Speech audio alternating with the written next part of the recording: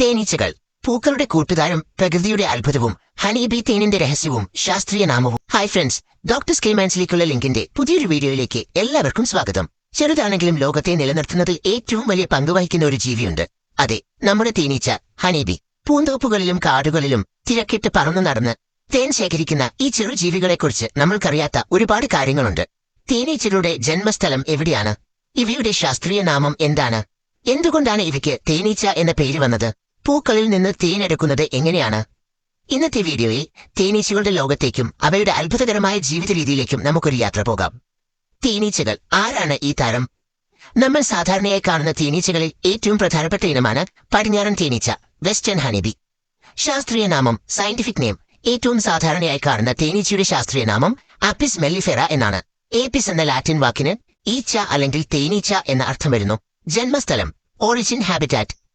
തേനീച്ചകളുടെ ഏപ്പിസ് ജനസ് ഉത്ഭവം പ്രധാനമായും തെക്കുകിഴക്കൻ ഏഷ്യൻ പ്രദേശങ്ങളിൽ, ദക്ഷിണേഷ്യ, ഫിലിപ്പീൻസ് ഉൾപ്പെടെ നിന്നാണ് എന്ന് കരുതപ്പെടുന്നു. എങ്കിലും ഏപ്പിസ് മെല്ലിഫെറ, പടിഞ്ഞാറൻ തേനീച്ച എന്ന ഇനം യൂറോപ്പ്, ആഫ്രിക്ക, മധ്യപൂർവ്വദേശം എന്നിവിടങ്ങളിലാണ് തദ്ദേശീയമായി കണ്ടുവരുന്നത്. ലോകത്തിന്റെ പല ഭാഗങ്ങളിലേക്കും ഇവയെ മനുഷ്യർ തേനിനും പരാഗണത്തിനുമായി എത്തിച്ചു. പേര് വന്ന വഴി. തേനീച്ച എന്ന പേരിന് പിന്നിൽ. തേനീച്ച എന്ന പേര് വളരെ ലളിതമാണ്, എന്നാൽ ഇവയുടെ ജീവിതത്തിലെ ഏറ്റവും പ്രധാനപ്പെട്ട രണ്ട് കാര്യങ്ങളെയാണ് അത് സൂചിപ്പിക്കുന്നത്. തേൻ, ഹണി. ഇവ ശേഖരിച്ച് നിർമ്മിക്കുന്ന മധുരമുള്ള ഉൽപ്പന്നമായ തേൻ എന്നതിൽ നിന്നാണ് പേരിന്റെ ആദ്യ ഭാഗം വന്നത്. ഈച്ച, ബി ഇവയുടെ വർഗം. ഇൻസെക്ട് സൂചിപ്പിക്കുന്നതാണ് ഈച്ച എന്നത്. ചുരുക്കത്തിൽ തേൻ ഉൽപ്പാദിപ്പിക്കുന്ന ഈച്ച എന്ന അർത്ഥമാണ് ഈ പേരിന് പിന്നിൽ. തേൻ ശേഖരണം, പ്രകൃതിയുടെ അത്ഭുതം. തേനീച്ചകൾ പൂക്കളിൽ നിന്ന് തേൻ, നെക്ടർ ശേഖരിക്കുന്ന രീതി തികച്ചും അത്ഭുതകരമാണ്. നെക്ടർ ശേഖരണം. പൂക്കൾ പ്രാണികളെ ആകർഷിക്കാനായി ഉൽപ്പാദിപ്പിക്കുന്ന പഞ്ചസാരയുടെ അംശമുള്ള ദ്രാവകമാണ് നെക്ടർ. തേനീച്ചകൾക്ക് ഒരു നീണ്ട കുഴൽ പോലുള്ള നാവ് അഥവാ പ്രൊബോഷിസ് ഉണ്ട്. ഈ വൈക്കോൽ ഉപയോഗിച്ച് പൂവിന്റെ അടിത്തട്ടിൽ നിന്ന് നെക്ടർ വലിച്ചെടുക്കുന്നു. Honey stomach.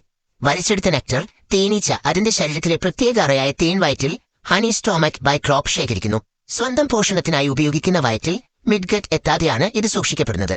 എൻസൈമുകൾ ചേർക്കൽ. കൂട്ടിലേക്ക് പറക്കുമ്പോൾ തന്നെ തേനീച്ചയുടെ വായിലെ ഗ്രന്ഥികളിൽ നിന്നുള്ള എൻസൈമുകൾ, പ്രധാനമായും ഇൻവെർട്ടേസ്, ഈ നെക്ടറിലേക്ക് കലരുകയും അതിലെ സങ്കീർണമായ പഞ്ചസാരയെ സൂക്രോസ്, ലളിതമായ പഞ്ചസാരകളാക്കി ഫ്രക്ടോസും ഗ്ലൂക്കോസും മാറ്റുകയും ചെയ്യുന്നു. തേനായി മാറ്റുന്നു. കൂട്ടിൽ തിരിച്ചെത്തുമ്പോൾ ഈ ഭാഗികമായി ദഹിച്ച നെക്ടർ മറ്റ് തൊഴിലാളി തേനീച്ചകൾക്ക് കൈമാറ്റം ചെയ്യും.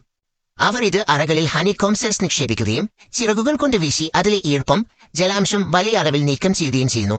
ഈ പ്രക്രിയയിലൂടെയാണ് നെക്ടർ സാന്ദ്രീകരിച്ച് യഥാർത്ഥ തേനായി മാറുന്നത്. തേനീച്ച, പൂന്തോട്ടത്തിലെ കർഷകൻ.